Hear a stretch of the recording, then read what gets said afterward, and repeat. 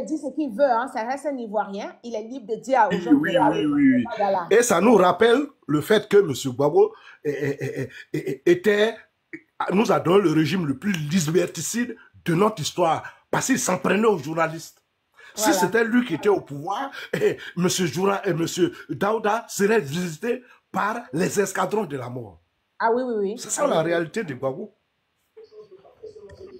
Ils ont du mal à la contradiction. Vous ne voyez pas avec leurs partisans. Ici, nous laissons la liberté de s'exprimer, mais sur leur panel, c'est impossible.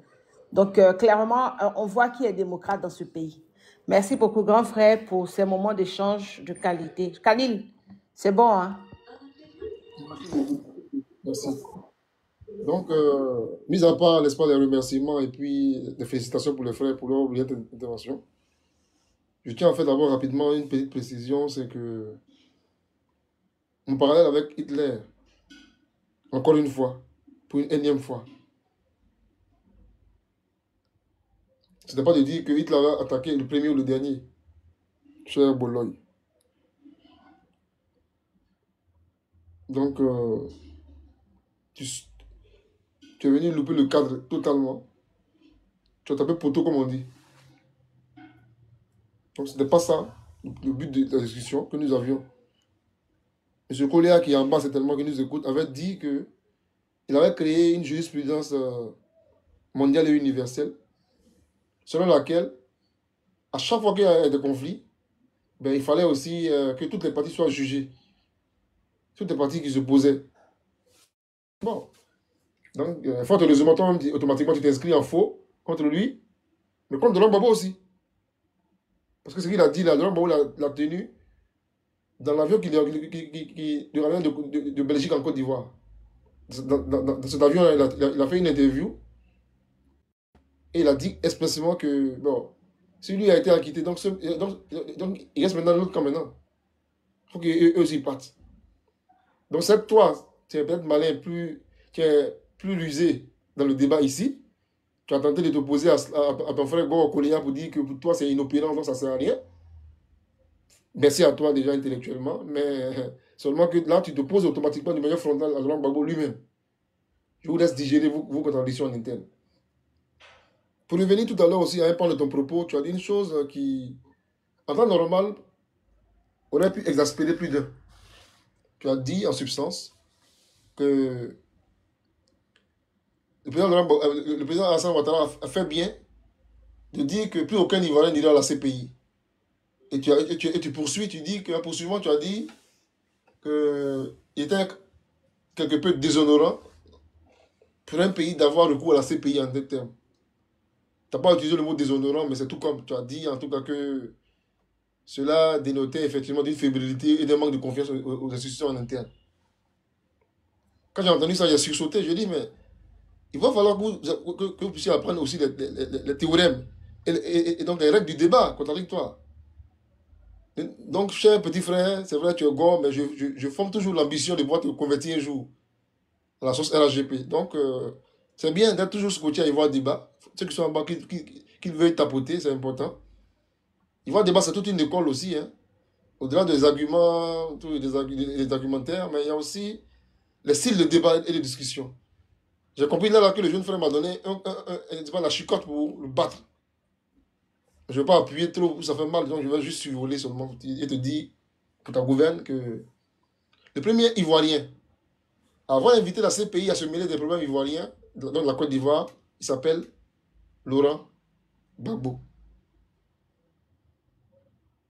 Le premier Ivoirien, je répète, a invité solennellement, formellement, officiellement, la CPI, à venir attraper des Ivoiriens ici pour les amener à la CPI là-bas. Là. Il s'appelle Oudou Laurent Gbagbo. Qu'est-ce que je dis là? Est-ce que j'invente une chose contre lui, un mensonge contre lui? Mais non. Ce propos que je tiens là, ça puisse un document d'une page, disponible sur le site de la CPI. Donc il fait foi des preuves. C'est un document signé en 2003, avec en tête, n'est-ce pas, la République de Côte d'Ivoire, avec les Amorines, effectivement, national, tout et tout. Ce document s'appelle la déclaration de reconnaissance de la compétence de la CPI. Ce texte-là, je peux vous le lire pour ceux qui voudraient pouvoir le contester. Si vous voulez contester cela, je me mettrai en grand à votre demande pour le faire. Donc, mais pour l'instant, je poursuis. Il a été signé, ce document a été signé à Abidjan le 18 avril 2003. Donc, à un moment donné, il va falloir arrêter de faire croire à certains Ivoiriens et aux Africains que c'est M. Ouattara qui est tellement contre les Africains qu'il voulait envoyer des Africains et des Ivoiriens dans ces pays. C'était juste pour cela, d'abord, ce point-là, d'abord, pour fermer la parenthèse. Donc, prochainement, quand il y a un débat avec des gens du RHDP, ne sont pas ces arguments-là, en fait. Donc, c'est une école, c'est un enseignement gratuit que je te donne. Donc, je ne vais pas appuyer là où ça fait mal.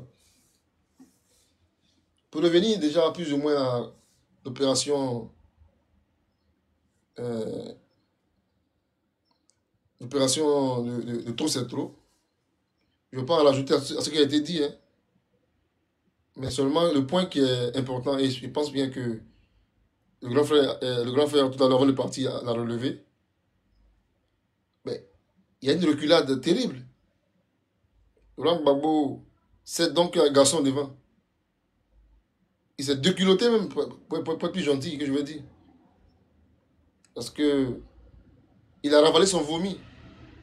Il nous avait été dit de manière officielle que dans le mois d'avril, les premiers matchs allaient commencer. Lui qui dit c'est faux, qui daigne ouvrir son micro pour me le dire. Et on va chercher les déclarations pour le faire sortir. On nous avait dit que ce mois d'avril, il allait connaître les premières marches. Bon. Si Laurent Gbagbo maintenant a été imbibé de sagesse de façon forcée, par le prisme d'espoir de la prison, on dit Alléluia. Donc, on ne va pas laisser la chiennerie s'inviter dans le débat en Côte d'Ivoire, parce que la Côte d'Ivoire est dirigée de manière responsable. Et donc, voilà plus ou moins les deux points sur lesquels je suis d'accord totalement avec Ayede et puis Tchomba, pour dire que, peut-être dire merci d'avoir relevé cela. Et pour terminer, je veux rapidement renvoyer ceux qui nous écoutent là au livre Les 48 lois de pouvoir de Robert Greene. Il y a des lois qui m'interpellent. La loi numéro 39 qui parle de pouvoir exaspérer l'ennemi. Parce que la colère est stratégiquement contre-productive, comme il le dit. Il faut toujours garder son calme et rester objectif. Et donc, si l'on peut mettre n'est-ce pas, un ennemi en colère, tout en conservant soi-même son sang-froid, on prend sur lui un avantage décisif. Il faut toujours déstabiliser votre adversaire. Trouver en lui la faille qui le fera sortir de ses gonds. C'est ça que le président Ouattara met en œuvre depuis là. C'est très important. Et puis il y a l'autre loi que je n'ai pas commenté, mais je vais juste vous lire, c'est vrai. C'est important de se partager des informations. C'est très très important parce que c'est ça, il voit débat aussi. Ok, c'est cela. Il y a l'autre loi de Robert Greene, effectivement, une autre loi de Robert Greene, si je m'abuse là, le numéro m'échappe, c'est vrai. Mais c'est surtout l'aspect de éliminer l'agitateur. Il faut toujours éliminer l'agitateur. Loi 42. Je ne vais pas trop, n'est-ce pas, l'expliciter ici. Mais ça va se passer parce que l'état de droit, c'est cela, l'état de droit aussi. Mettre au secret qui doit l'être, éloigner ceux qui doivent l'être, et paralyser au sens réel du terme, effectivement, tout agitateur qui voudrait mettre en péril le bien commun et la paix collective. Donc, je vais m'arrêter là pour l'instant. Je pense que je m'arrête là un peu pour que, soit il y a des motions, je les prends, soit il n'y a pas d'émotion, on va tenir la parole. Merci beaucoup. Qui a des motions? Bonjour, bonjour. Qui a des motions? Oui, moi. Ok.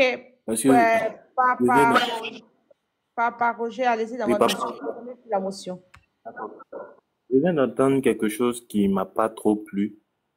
La chose selon laquelle, comme on a dit que ce mois d'avril serait un mois de marche et que personne ne marche, ça veut dire que chacun est devenu conscient. Moi, je veux rappeler que la marche est un droit démocratique à chaque citoyen. Donc, que un